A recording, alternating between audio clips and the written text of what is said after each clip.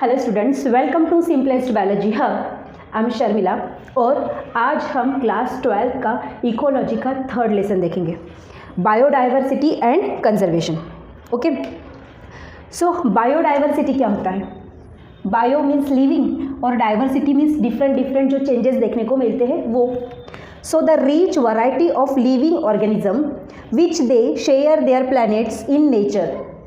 ऐसे living organism जो एक जगह पे रहते हैं और अपने रिसोर्सेस से आपस में शेयर करते हैं। यहाँ पे प्लैनेट वर्ड यूज़ किया है because they are living in the same area, और वो अपने रिसोर्सेस आपस में शेयर करते हैं, एक दूसरे के ऊपर डिपेंडेंट रहते हैं। That concept we call the biodiversity. Okay, so biodiversity actual area की क्या होती है और इसको हम किस तरह से कंजर्व कर सकते हैं। कंजर्वेशन करने के लिए ज़रूरत, पहले तो कंजर्वेशन करने की ज़रूरत क्या है एंड उसके बाद कंजर्वेशन किस तरह से किया जा सकता है, ये सब चीज़ें आपको इस लेसन में देखने को मिलेगी।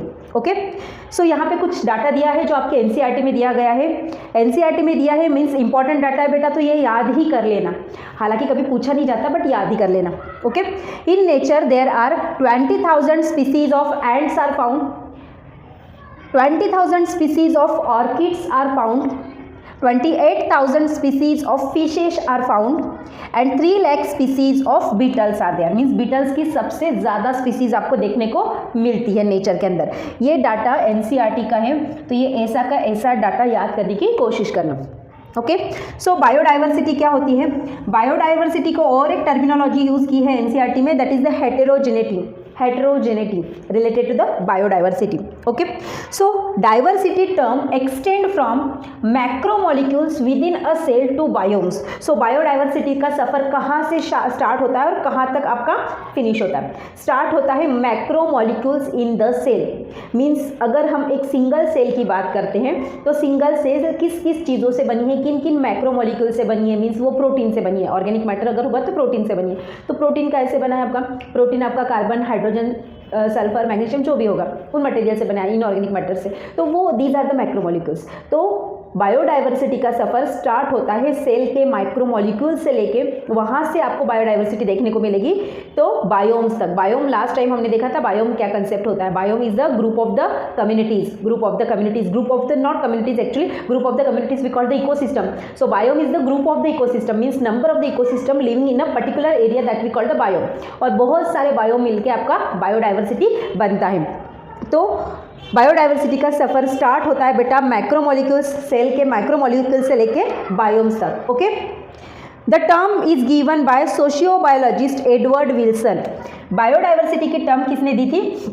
इनका भी नाम याद कर ही लेना, कभी कभी पूछा ही जाता है कि बायोडाइवर्सिटी का कंसेप्ट एडवर्ड विल्सन इनने रखा था। तो उनने किस किस बेसिस के ऊपर डाइवर्सिटी को एक्सप्लेन किया? एडवर्ड विल्सन ने बायोडाइवर्सिटी को या डाइवर्सिटी टर्मिनोलॉजी को 3 बेसिस पे एक्सप्लेन किया है। कौन सी? फर्स्ट है जेनेटिक डाइवर्सिटी, जीन लेवल पे होने वाली डाइवर्सिटी, देन है species diversity and third one is ecological diversity.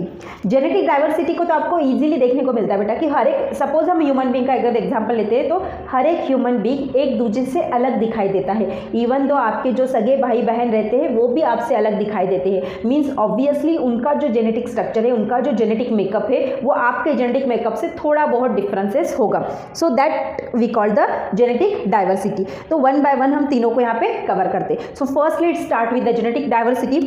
So genetic diversity, a single species shows the diversity potency and the single species shows the diversity at genetic level।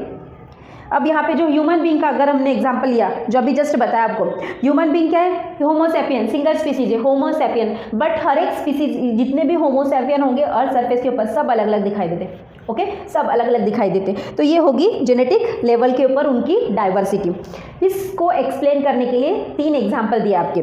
First example, medicinal plant of Rauwolfia vomitoria. Rauwolfia vomitoria ये एक medicinal plant है। It shows the different potency and chemicals of reserpine. Reserpine ये chemicals वो secrete करता है जो medicinal use होता है। ओके, तो ये जिस जिस एरिया में मिलता है जिस जिस एरिया में मिलता है तो उस एरिया के इन्वायरमेंट के अनुसार उसकी अलग अलग स्पीसीज़ के अंदर आपको अलग अलग डिफरेंसेस देखने को मिलते हैं, और उस डिफरेंसेस की वजह से ही इसके अंदर जो केमिकल प्रेजेंट है रेसरपाइन, इसका कॉन्सेंट्रेशन कम ज़्यादा आपको देखने को मिलता है due to the genetic biodiversity. जितने भी स्पीसीज़ होंगे उनमें कुछ ना कुछ थोड़ा बहुत चेंजेस होगा, जेनेटिक लेवल पे चेंजेस होगा, उसकी वजह से उसके अंदर कॉन्सेंट्रेशन ऑफ द केमिकल्स आपको डिफरेंट देखने को मिलता है। Similarly second example, India has a 50,000 species of genetically different rice, GM crops हमने देखा है, तो जीएम क्रॉप्स 11 क्लास में था आपको। जेनेटिकली मॉडिफाइड क्रॉप्स 10th में भी था कंसेप्ट थोड़ा बहुत, तो 9th में जेनेटिकली मॉडिफाइड क्रॉप्स में इंडिया के अंदर 50,000 स्पीसीज ओनली राइस की देखने को मिलती है, और इतनी वैरायटी ऑफ द राइस दूसरे किसी भी कंट्री में नहीं है बेटा। इंडिया में सबसे ज़्यादा वैरायटी ऑफ द राइस आपको देखने को मिल जाएगी। सेकंड एग्जांपल दिया उनने, 1000 स्पीसीज ऑफ द मैंगो भी यहाँ पे देखने को मिलते हैं। सो ये है आपकी जेनेटिक लेवल की diversity. Now we move towards the species diversity. Species diversity क्या होता है? 3 डाइवर्सिटी हमें देखना है। तो पहली हमने जेनेटिक डाइवर्सिटी देखी, अब स्पीसीज डाइवर्सिटी को देखते हैं। ओके, ये वाला पार्ट नहीं मिटाती मैं आपका।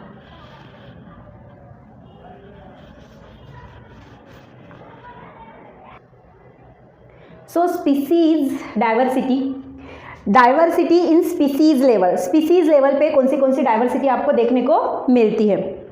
स्पीसीज लेवल का एकलौता एग्जांपल दिया एनसीईआरटी में, Western Ghat have a greater amphibian species than the eastern Ghat. Western Ghat में एम्फीबिया की बहुत सारी डिफरेंट स्पीसीज मिलेगी देखने को rather than the eastern Ghat. Okay, third one is ecological diversity in the ecosystem level.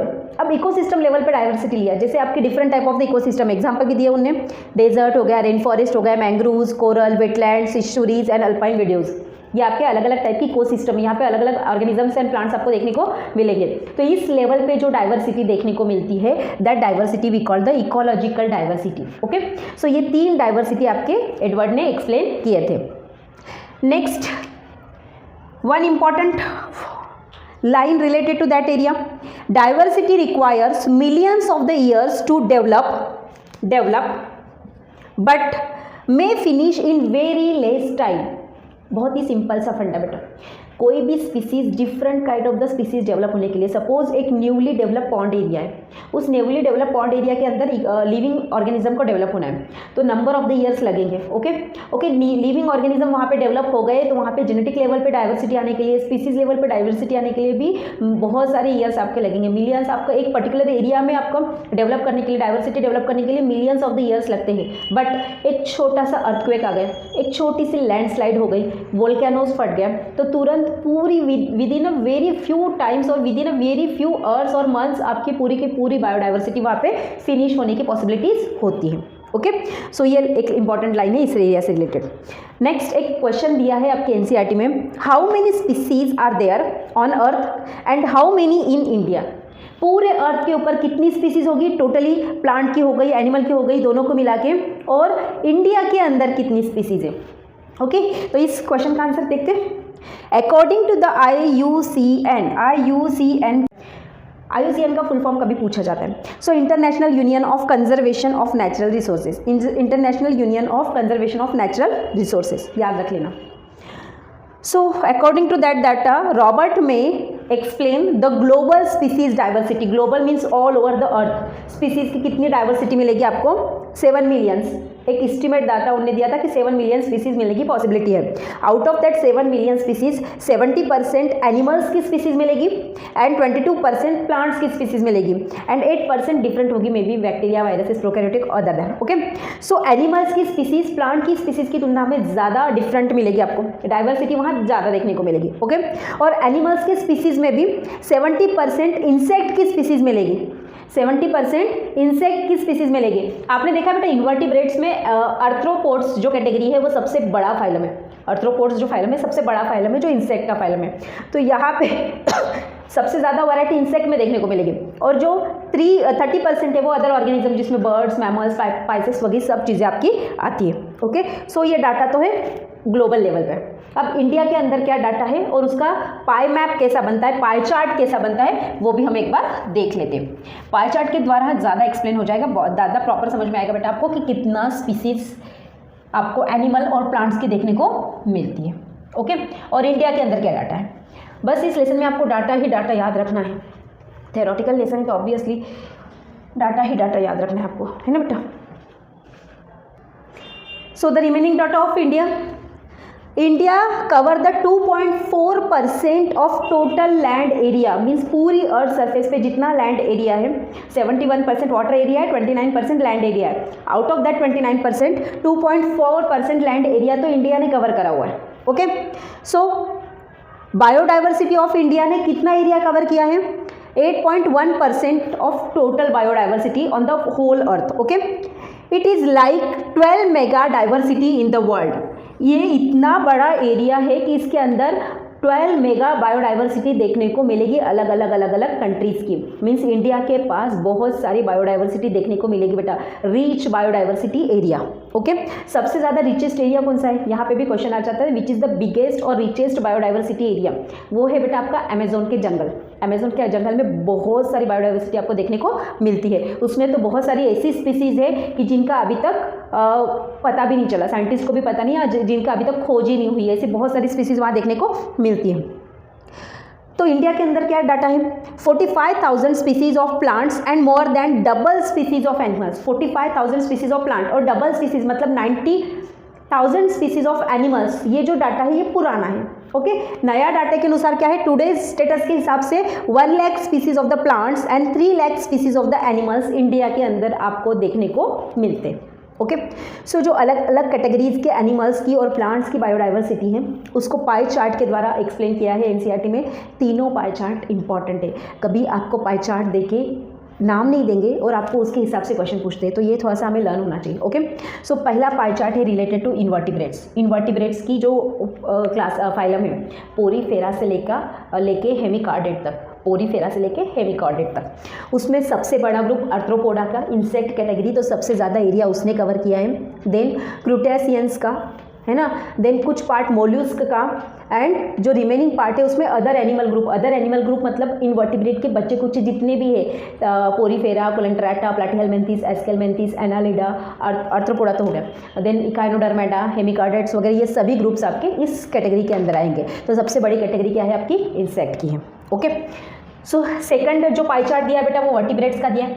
Vertebrates का अगर देखेंगे तो सबसे ज़्यादा क्वांटिटी, सबसे ज़्यादा एरिया अगर किसी ने कवर किया है तो वो है फिशेस। फिशेस की बहुत सारी वैराइटीज़ देखने को मिलेगी, उसमें भी कैटेगरीज आ जाती है आपकी cartilaginous fishes and bony fishes. Okay, then second number पे आपका बर्ड्स आता है, सेकंड नंबर पे बर्ड्स आता है, एंड थर्ड नंबर पे रेप्टाइल्स और एम्फीबियंस नियर अबाउट इक्वल है। रेप्टाइल्स और एम्फीबियंस का जो कैटेगरी है उनका जो नंबर से नियर अबाउट इक्वल है, और सबसे कम नंबर यहाँ पे आएगा मैमल्स का, सबसे कम नंबर है यहाँ पे मैमल्स का। ओके, देन थर्ड जो पाई चार्ट है वो प्लांट से रिलेटेड है। थर्ड पाई चार्ट प्लांट से रिलेटेड है। प्लांट में दो कैटेगरी सबसे ज़्यादा देखने को मिलती है, सबसे बड़ी उसमें से है एंजियोस्पर्म जिसे हम फ्लावरिंग प्लांट्स बोलते हैं। 2 नंबर पे आती है fungi, okay, mycology fungi, and उसके बाद थर्ड नंबर पे आपका मॉसेस, देन मॉसेस के बाद अलगी, देन फर्न। फर्न यहाँ बड़ा है, थोड़ा सा फर्न यहाँ पे बड़ा है, और लाइकेन सबसे छोटा है। लाइकेन सबसे छोटा एरिया है। तो मॉसेस मीन्स ब्रायोफाइट्स, फर्न्स आप कहते हैं टेडोफाइट्स में, algae, bryophytes, pteridophytes, and then lichen. Lichen सबसे कम क्वांटिटी आपको देखने को मिलती है, and angiosperm is the biggest category. Okay, so ये 3 पाई चार्ट आपके एनसीईआरटी में दिए हैं। So this is about the data of the biodiversity at the world level and at the India level. India के लेवल का और world level का data है। नेक्स्ट टॉपिक है बेटा pattern of biodiversity. Next topic है आपका पैटर्न ऑफ बायोडाइवर्सिटी। चलो उसको भी देख लेते हैं।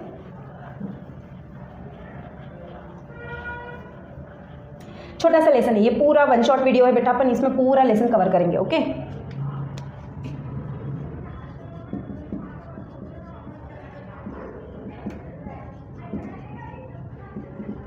कितने पैटर्न है बायोडाइवर्सिटी के।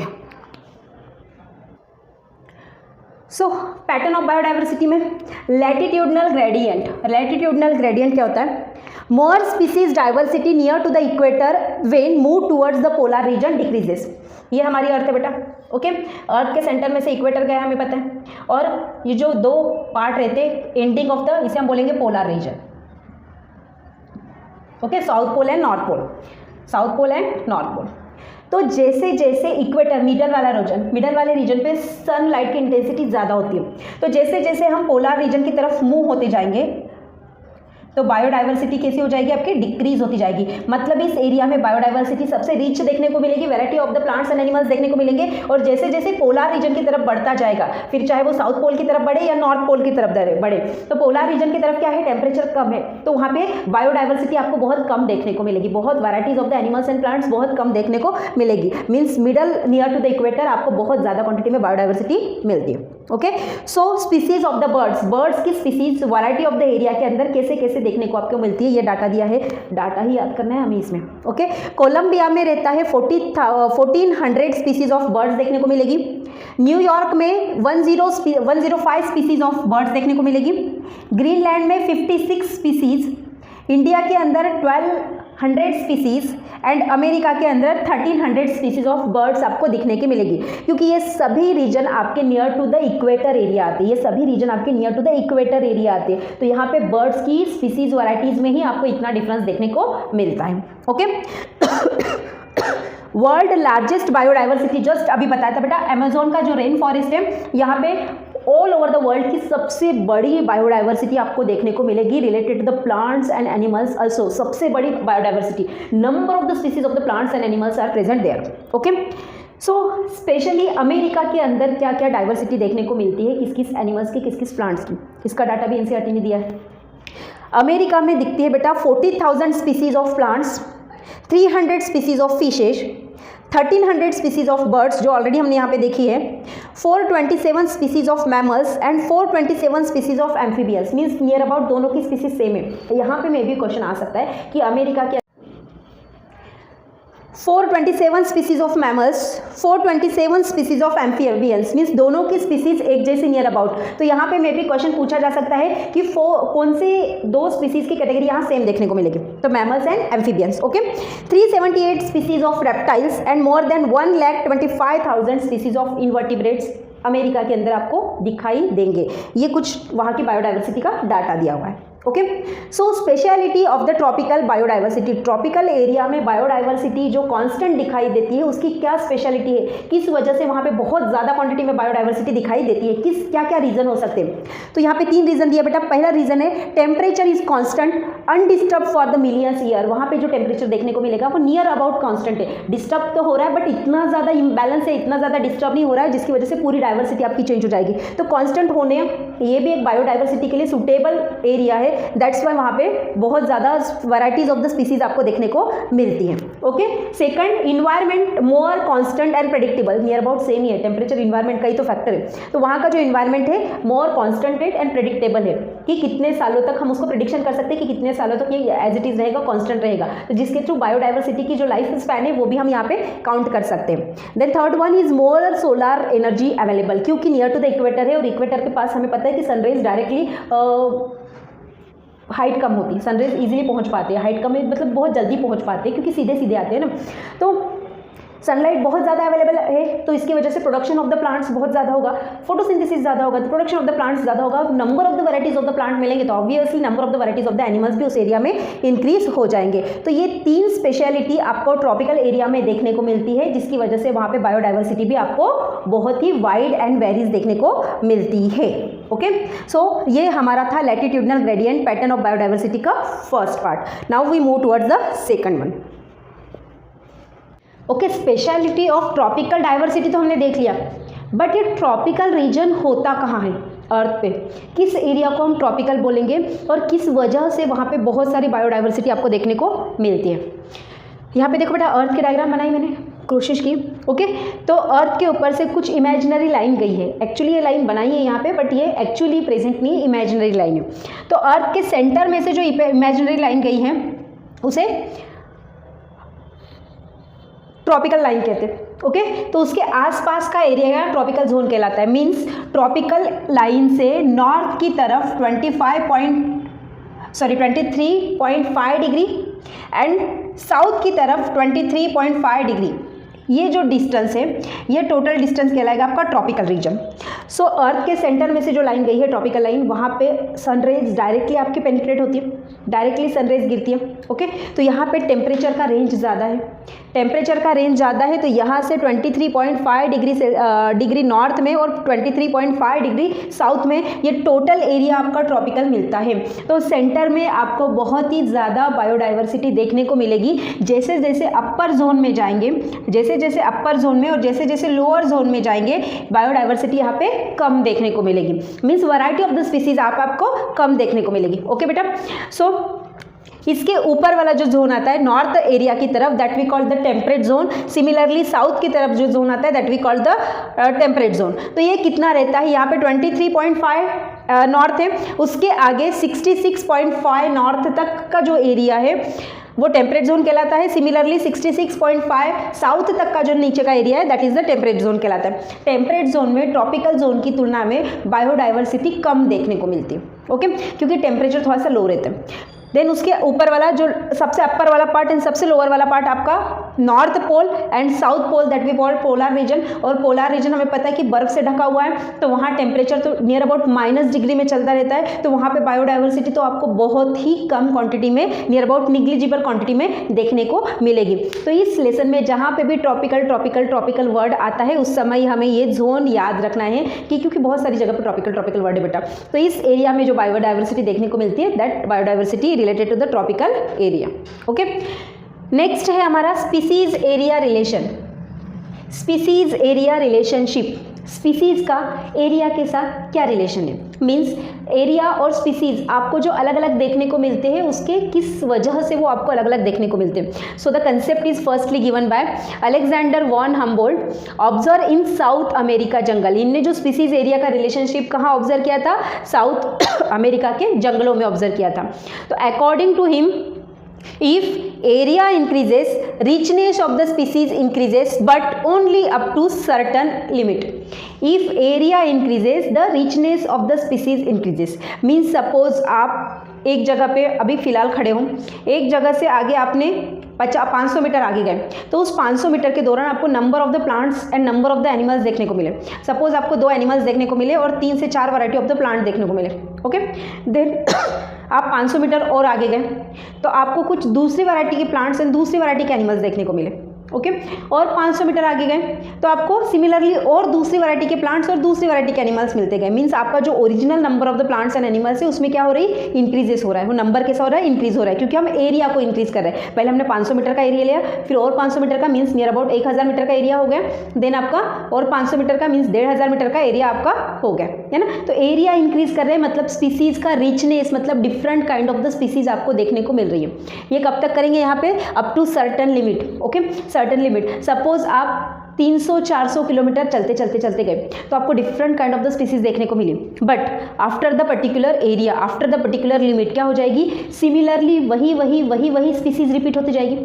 बार बार आपको वही स्पीसीज रिपीट होते देखेगी। मीन्स आपकी रिचनेस ऑफ द स्पीसीज तो इंक्रीज हो रही, बट कब तक इंक्रीज हो रही, up to only certain limit.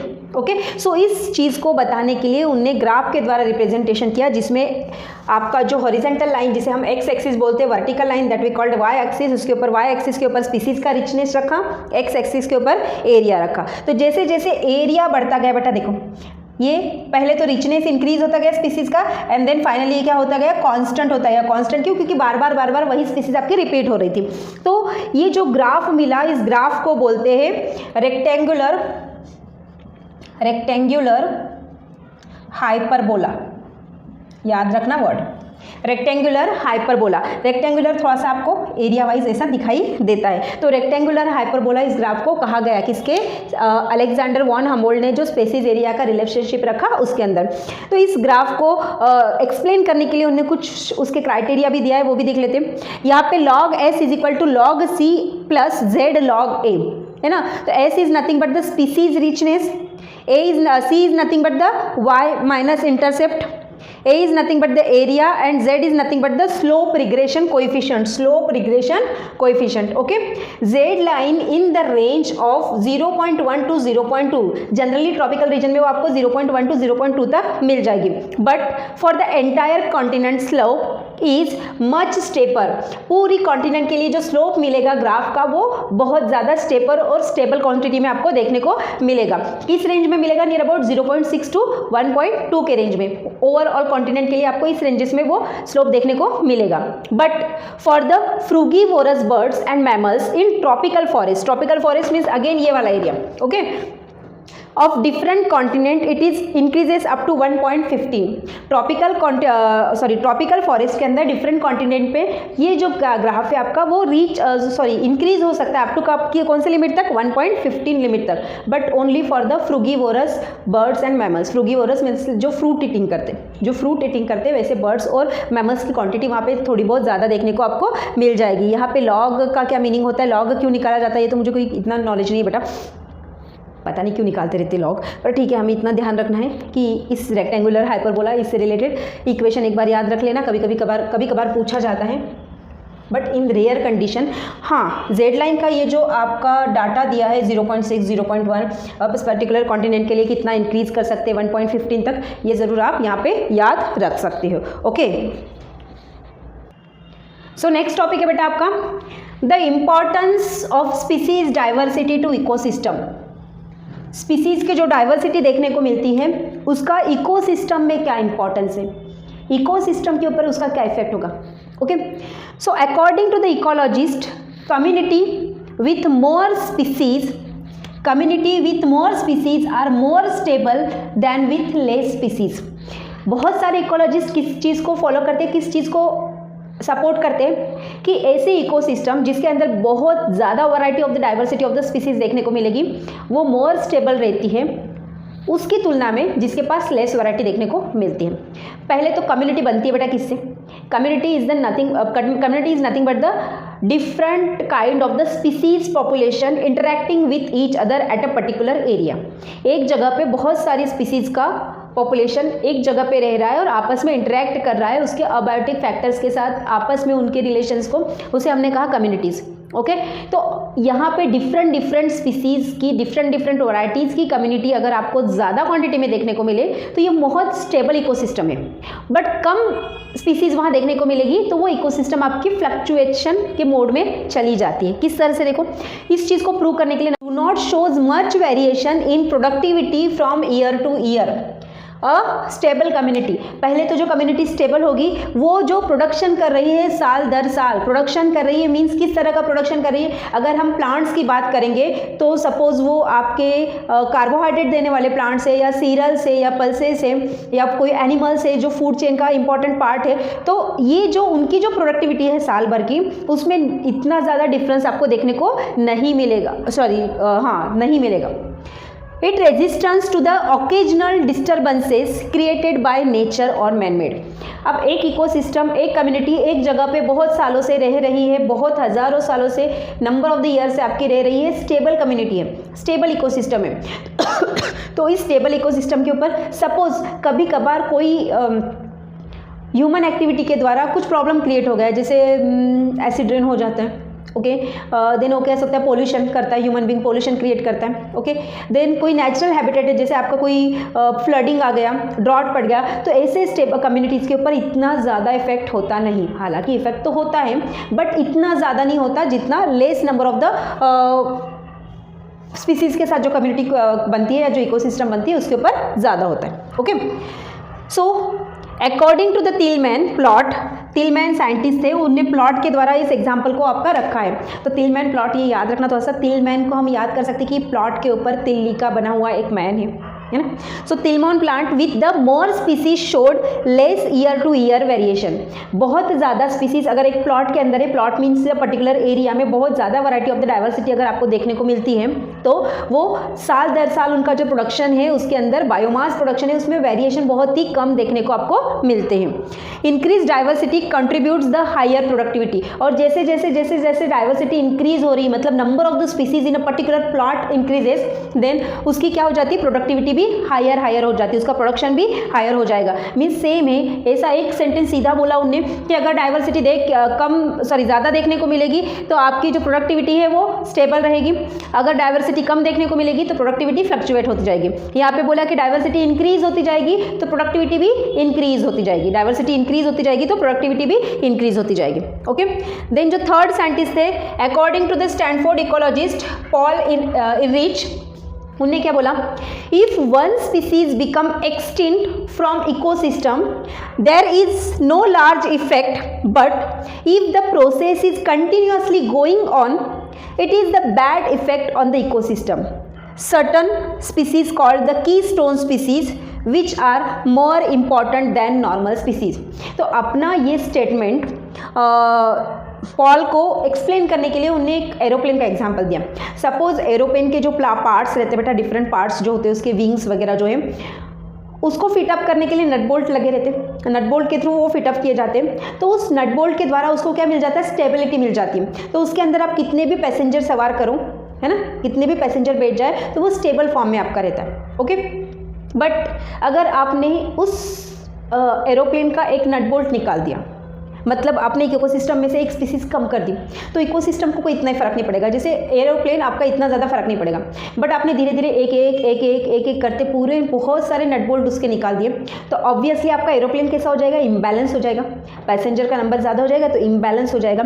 वैसे इकोसिस्टम में से नंबर ऑफ द स्पीसीज अगर आपकी मिनिमाइज होती गई तो इकोसिस्टम का उसका ऊपर बैड इफेक्ट होगा।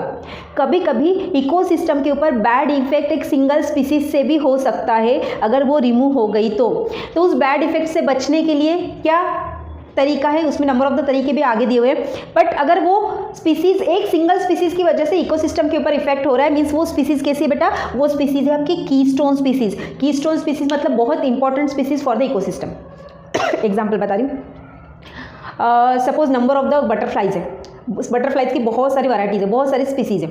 ओके, तो सपोज एक स्पीसीज बटरफ्लाई की उस पर्टिकुलर एरिया से आपकी एलिमिनेट हो गई, एक्सटेंट हो गई, पूरी अर्थ सरफेस के ऊपर से एक्सटेंट हो गई, तो बटरफ्लाई की कम्युनिटी को इतना कोई फर्क नहीं पड़ेगा, ना ही इकोसिस्टम को इतना कोई फर्क नहीं पड़ेगा, क्योंकि बाकी के बटरफ्लाई की स्पीसीज तो है जो वर्क कर रही है, जो प्रोडक्टिविटी दे रही है।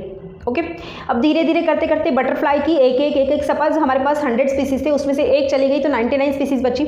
ओके, अब ऐसे धीरे धीरे करते मोर देन 70 स्पीसीज खत्म हो गई।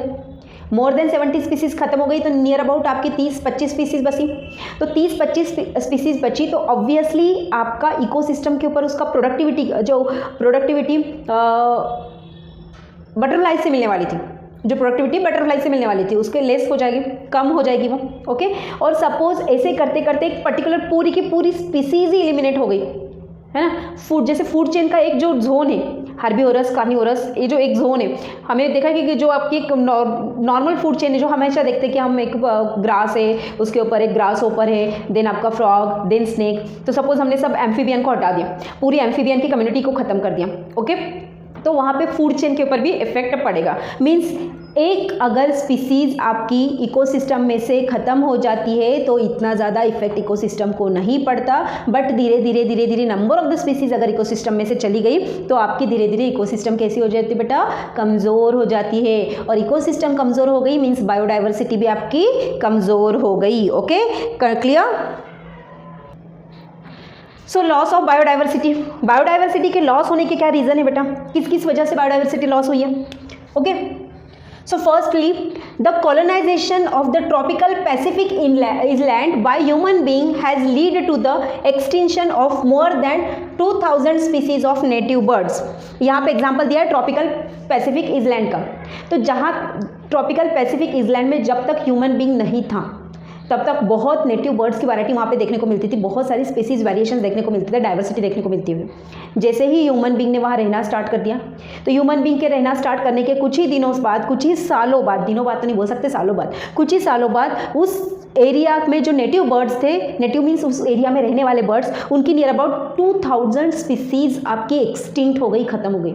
2000 बहुत बड़ा नंबर है बेटा। Okay, according to the IUCN red list of 2004, IUCN का फुल फॉर्म हमने लास्ट टाइम देखा था, international union of conservation and natural resources. Okay, so according to that list 2004 का डाटा है ये। In last 500 year extinction species are 784 species. Last 500 years में आपकी total number of the species कितनी extent हुई, 784 number आपको याद रखना है। ओके, तो उसमें से कौन सी स्पीसीज कितने नंबर की थी, 359 species of invertebrates, 338 species of vertebrates, 87 species of plants. ये उसका वाइडली डिस्ट्रीब्यूशन है।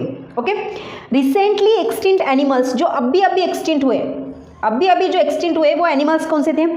स्टेलर्स सी काऊ, ये रशिया से एक्सटिंक्ट हुआ। डोडो, ये मार्यूटिस से एक्सटिंक्ट हुआ। थाइलेक्लाइन इज ऑस्ट्रेलिया से एक्सटिंक्ट हुआ। क्वागा, ये अफ्रीका से एक्सटिंक्ट हुआ। And 3 species of the tiger like Bali, Javan and Caspian, ये भी आपके एक्सटिंक्ट हो चुके, जो रिसेंटली एक्सटिंक्ट हुए एग्जाम्पल्स में आते हैं। Okay, total 27 species are extinct in last 20 years. Last 20 years में 27 स्पीसीज एक्सटिंक्ट हो गई, मीन्स ईयर्स की तुलना में नंबर तो उसका ज़्यादा ही हो गया।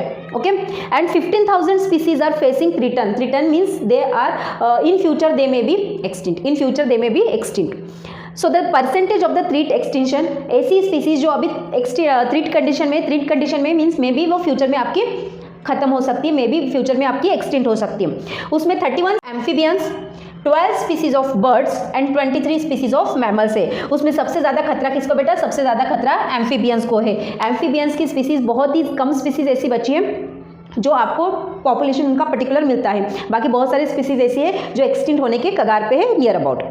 The current rate of the extinction of the species are 100 to 1000 times faster due to human activity. और ये एक्सटिंक्शन किसकी वजह से हो रहा है? ह्यूमन एक्टिविटी की वजह से। ह्यूमन एक्टिविटी मीन्स वहाँ पे अर्बनाइजेशन कर रहा है, सिविलाइजेशन कर रहा है, बहुत सारी चीज़ें कर रहा है, जिसकी वजह से बहुत सारे प्लांट्स एंड एनिमल्स की स्पीसीज आपके एक्सटिंक्ट होने को मिल रही है।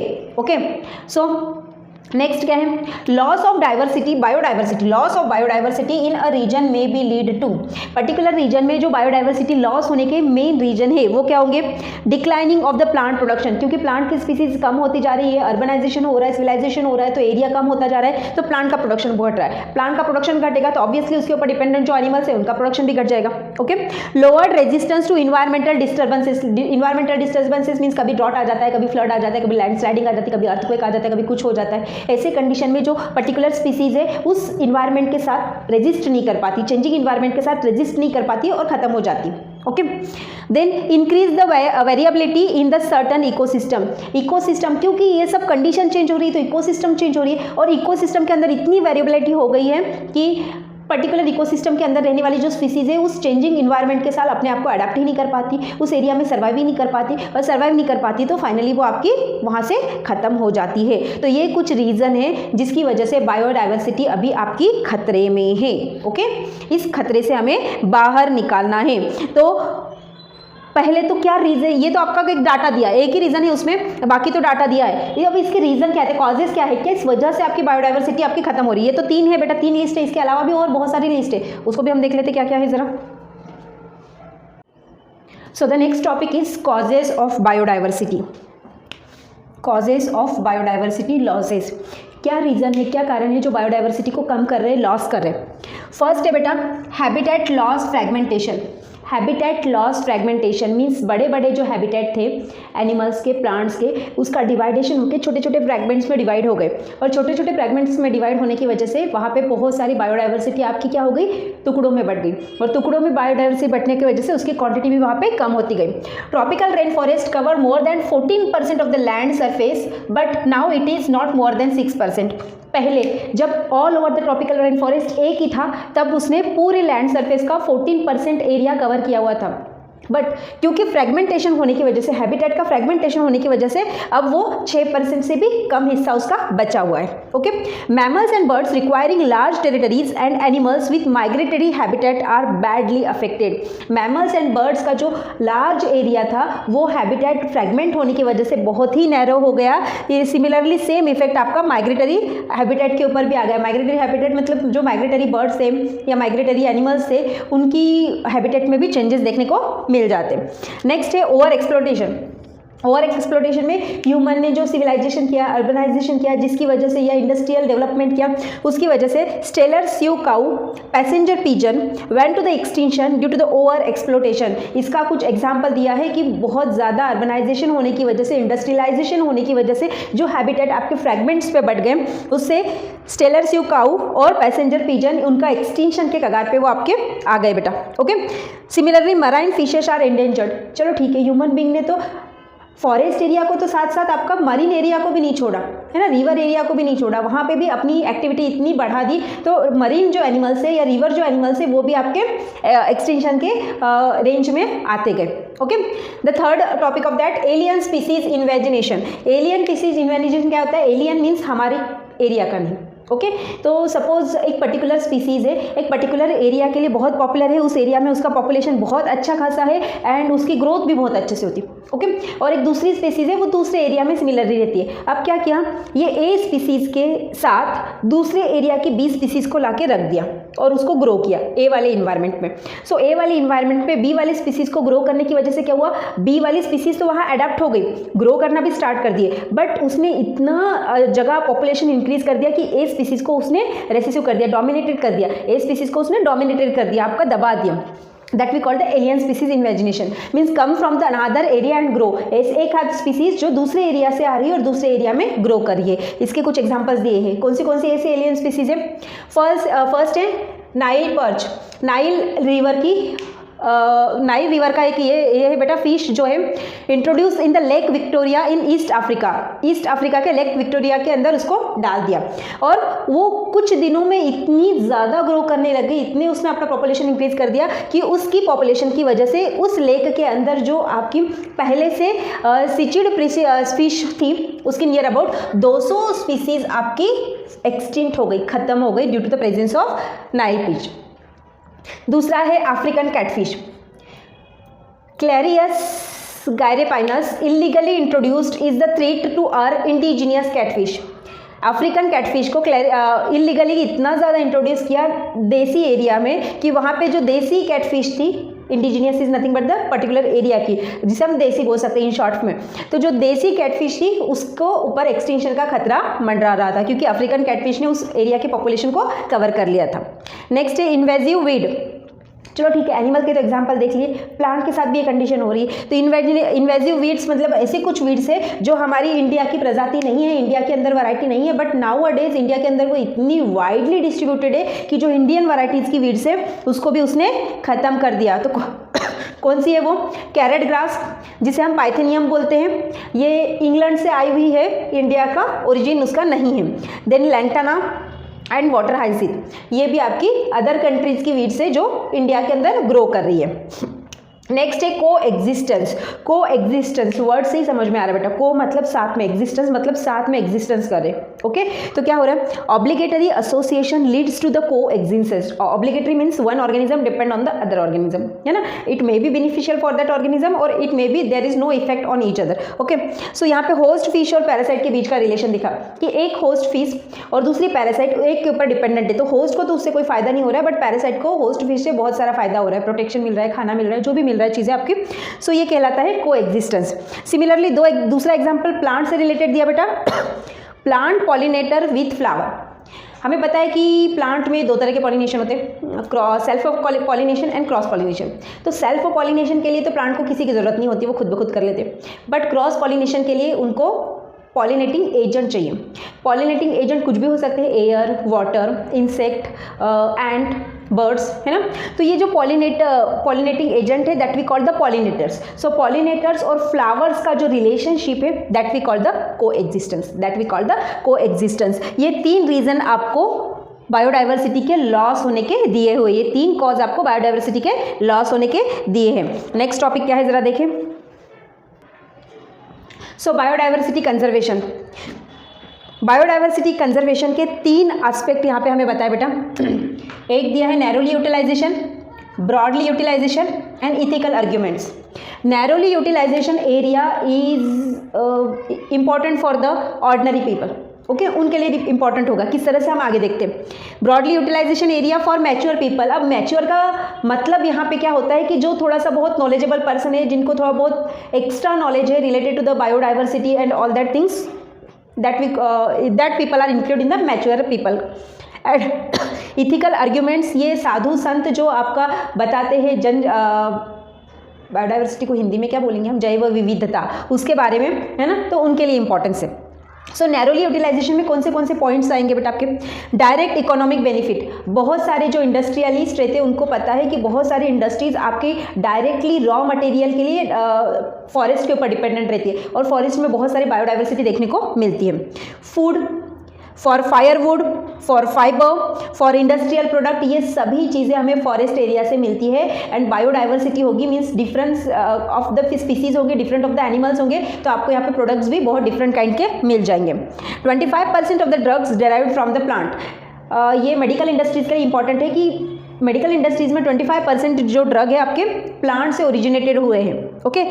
बायो प्रोस्पेक्टिंग क्या होता है actually? Exploring the molecular level और species level for the product of the economic important. किसी भी चीज़ को ले लिया, सपोज हमने एक प्लांट ले लिया एजेटेरिक्टा इंडिका लिया, नीम है ना, बहुत ही कॉमन स्पीसीज है नीम, एजेटेरिक्टा इंडिका। तो नीम किस चीज़ से बनी है, उसका मॉलिक्यूलर लेवल के स्टडी की जाती है। उस मॉलिक्यूलर लेवल पे स्टडी करने के बाद उन चीज़ों का हम हमारे बेनिफिट के लिए, इकोनॉमिकली किस तरह से यूज़ करते हैं, तो ये all that study we call the bioprospecting. उस पूरी स्टडी को बायो प्रोस्पेक्टिंग कहा जाता है। ऐसे एक एक स्पीसीज की स्टडी करके उसका यूटिलाइजेशन किया जाता है। ओके। नेक्स्ट है ब्रॉडली यूटिलाइजेशन।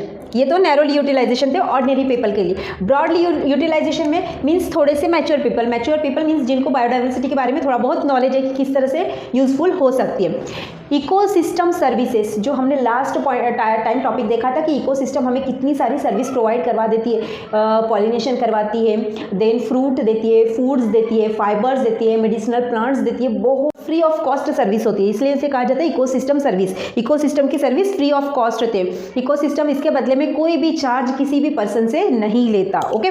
सेकंड O2, हमें पता है कि प्लांट स्पीसीज एटमॉस्फेयर में ऑक्सीजन की क्वांटिटी इंक्रीज करते हैं और ऑक्सीजन कितना इंपॉर्टेंट है लिविंग बीइंग के फॉर देयर सर्वाइवल। ओके। और उसमें अमेजोन का जो एरिया है, टोटल अर्थ सरफेस पे जितना ऑक्सीजन होगा उसका 20% ऑक्सीजन तो अमेजोन का एरिया ही आपका क्रिएट कर रहा है, क्योंकि बहुत ही वाइडली बायोडाइवर्सिटी वहाँ देखने को मिलती है।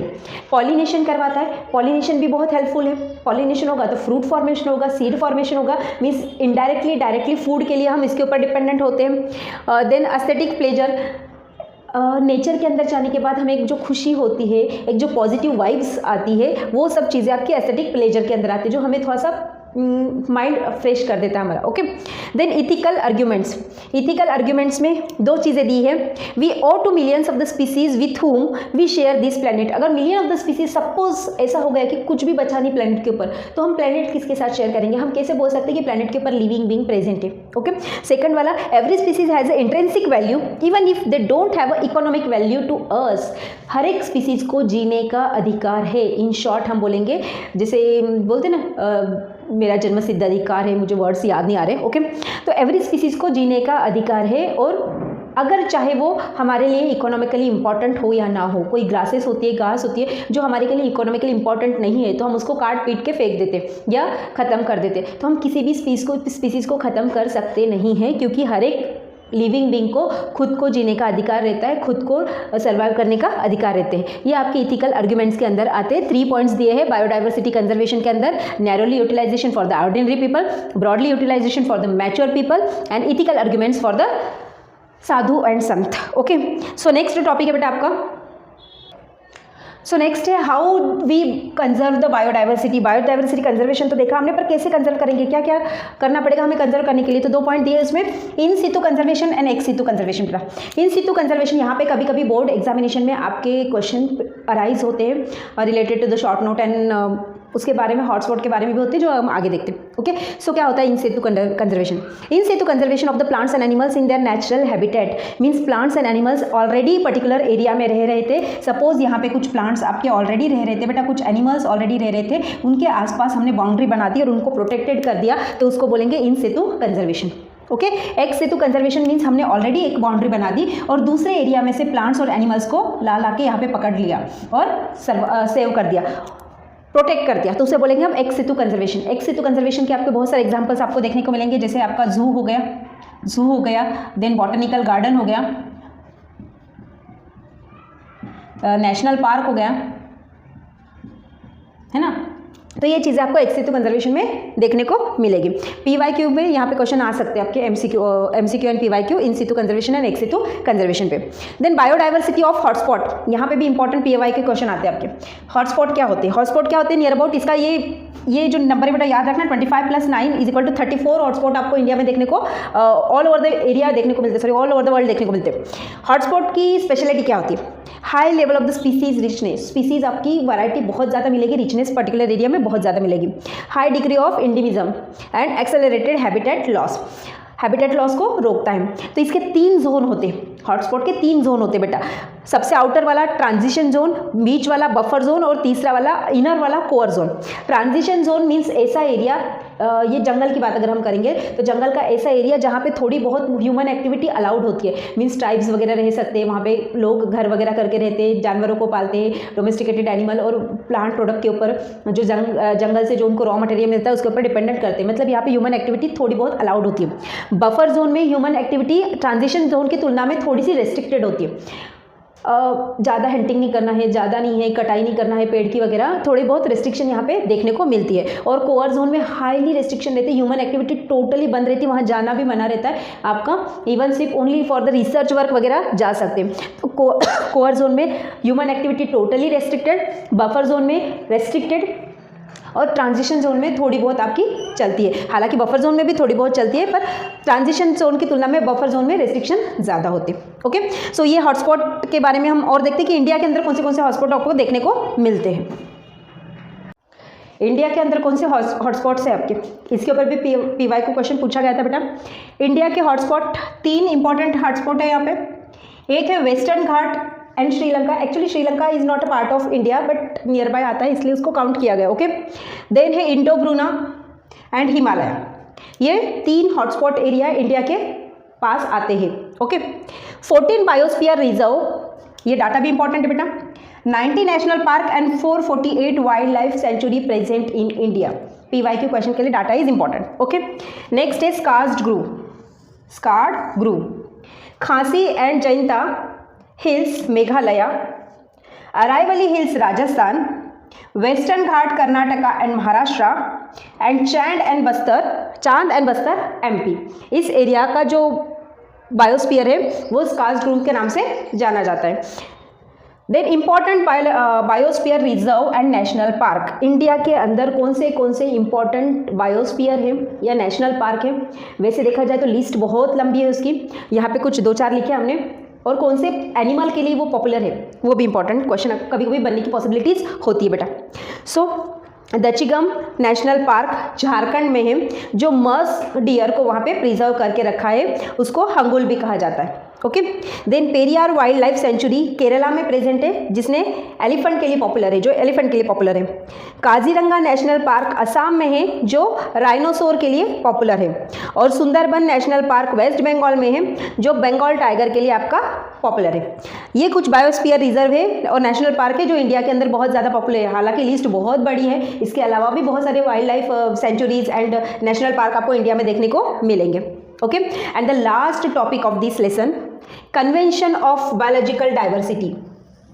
2 कन्वेंशन दिए हैं आपके बेटा, एक है अर्थ समिट, ये हुआ था 1992 में, रियो दी जेनेरियो के द्वारा इनके प्रेजेंस में हुआ था, या फिर हम बोलेंगे इनने लीड किया था। ओके, इसका मेन जो एम था वो क्या था बेटा, to take the appropriate measure of conservation of biodiversity and sustainable utilisation of its benefits. ये लाइन ऐसे की ऐसी आपको याद करना है कि इसका मेन जो एम था या मेन मोटो क्या था उसको बनाने का, अर्थ समिट को, और कौन से ईयर में हुआ था ये भी। ओके, अर्थ समिट पहले हुआ था, वर्ल्ड समिट बाद में हुआ था। Then second is world summit, ये हुआ था 2002 में, वर्ल्ड समिट हुआ था 2002 में, और कहाँ पे हुआ था, जोहान्सबर्ग एरिया में, साउथ अफ्रीका के जोहान्सबर्ग एरिया में 2002 में आपका हुआ था। उसका मोटो भी था, उसका एम भी था क्या, on sustainable development. Near about एक जैसा है बट थोड़ा बहुत डिफरेंसेस आता है। यहाँ पे sustainable utilisation and its benefits और यहाँ पे सस्टेनेबल डेवलपमेंट ये टॉपिक था। उस दौरान 119 countries pledged to reduce the biodiversity loss by 2010। World summit के अंदर 190 कंट्रीज ने प्लेज लिया था कि 2010 में बायोडाइवर्सिटी का जो लॉस हुआ है उस लॉस को फिलअप करने की कोशिश करेंगे, उस लॉस से बाहर निकालेंगे आपकी वर्ल्ड को या अर्थ को। ये आपका लास्ट टॉपिक है बेटा, इस लेसन का last topic, that is the convention of biological diversity. यहाँ पे आपका ये लेसन कंप्लीट होता है। इस लेसन के साथ ही हमने इकोलॉजी 12th क्लास का जो इकोलॉजी पार्ट चल रहा था, हमारा इकोलॉजी वाला यूनिट चल रहा था, उसकी सीरीज़ यहाँ पे कंप्लीट कर ली थी। हालांकि इसमें 4 लेसन आते हैं, हमने 3 अभी यहाँ पे कंप्लीट किए। 4th वाला लेसन इस साल आपकी बुक में से ओमिट हो चुका है, सिलेबस में से ओमिट हो चुका है, तो उसको हम फिलहाल नहीं देखेंगे। तीनों लेसन का वेटेज नियर अबाउट आता है 12 नंबर का, ये पहले भी बताया था मैंने, तीनों नंबर का वेटेज है 12 नंबर का। अगर हम सीबीएसई बोर्ड के एग्जामिनेशन की बात करेंगे तो इस लेसन में मोस्ट ऑफ द टाइम आपका केस स्टडी आने की पॉसिबिलिटीज़ होती है। इसके अलावा नीट में बहुत सारे PYQs MCQs यहाँ पे प्रिपेयर्ड हो जाते हैं, और ये जो डाटा दिया है आपका इस लेसन से रिलेटेड, वो डाटा आपको ऐसा का ऐसा याद रखना है। आई होप आपको वीडियो अच्छा लगा होगा। अगर आपको मेरे वीडियो अच्छे लगते हैं तो उसको लाइक एंड सब्सक्राइब करना ना भूलें, और साथ में शेयर भी करा करें। अगर आपको ऐसा लगता है कि मुझे और कुछ ऐड करना चाहिए तो आप कमेंट्स बॉक्स में लिख सकते हैं। Thank you everyone.